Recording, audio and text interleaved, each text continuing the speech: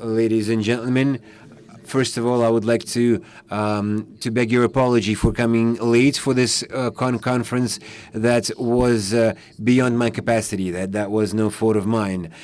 I believe that we're talking about more than a role that journalists could play to counter all those terrorist attacks that really seek to divert humanity from the path of progress, from the path of positive development. Our task is to defend the human intelligence and reason. We have to serve as the defenders of reason. In 2013, Mr. Hazar Asser made a very important statement. He said that there is no room in religion for violence or for imposing a certain faith on anyone. People should be free to adhere to any religion they feel like. And I believe that the period in Egypt when we had the Muslim Brotherhood in power, in government, it was enough for all Egyptians to see for themselves what it's like, what Islamism really looks like firsthand. That was the kind of Islamism we've had in Egypt since 1998 was about terrorist attacks, was about car bombings, was about attempted coup d'etat. So the Egyptians have realized by now that it is impermissible to try to go back in the past and once again put trust in people who have already proved to be traitors to our nation, to our country. It is those people who actually turned to the Americans for help, and at their pledge, Americans dispatched their warship to our shores, which made it very obvious who really has been sponsoring terrorists. And when the Muslim Brotherhood was in power in Egypt, that was exactly when many Christian communities and churches in Egypt were assaulted or attacked. And many countries back then stood up to defend Egypt against foreign meddling in its interior affairs. Today, I can say I am proud that the millions of Egyptians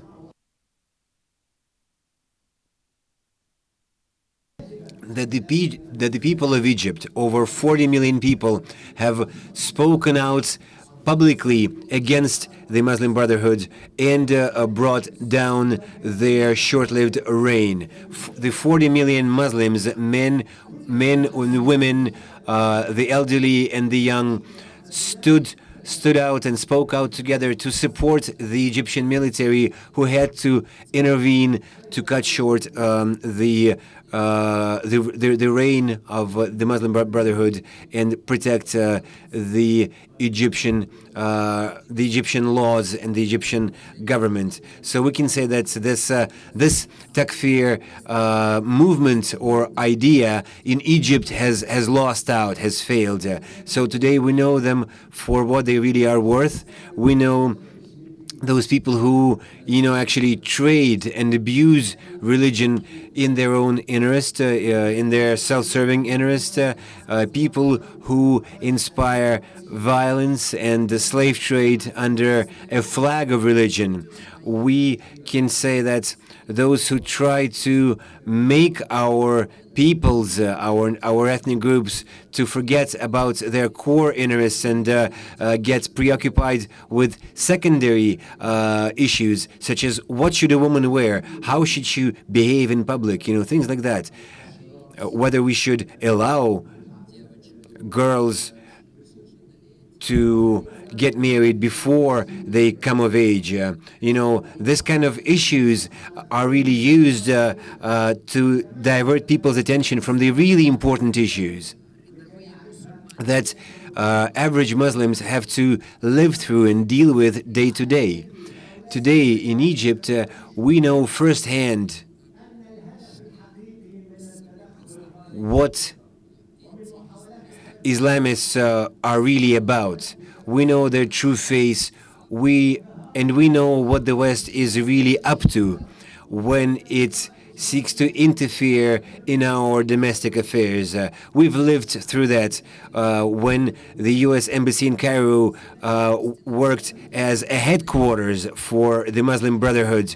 We know that the Western aggression against the Arab world seeks to split us apart into separate countries and split up every country into smaller states that would be vulnerable and dependent, that would be engaged in a perennial war against each other, war all against all. That is the basic idea behind the conspiracy against the Islamic world. And I think that Russia stepping into the Syrian crisis, it has changed the balance of powers in the region and globally. I believe that Russia getting involved in the operations in Syria at this point of time, this is what really has opened the door, a window of opportunity to actually try to depart from a unipolar world, to win out in our struggle for a multipolar world. That is our task.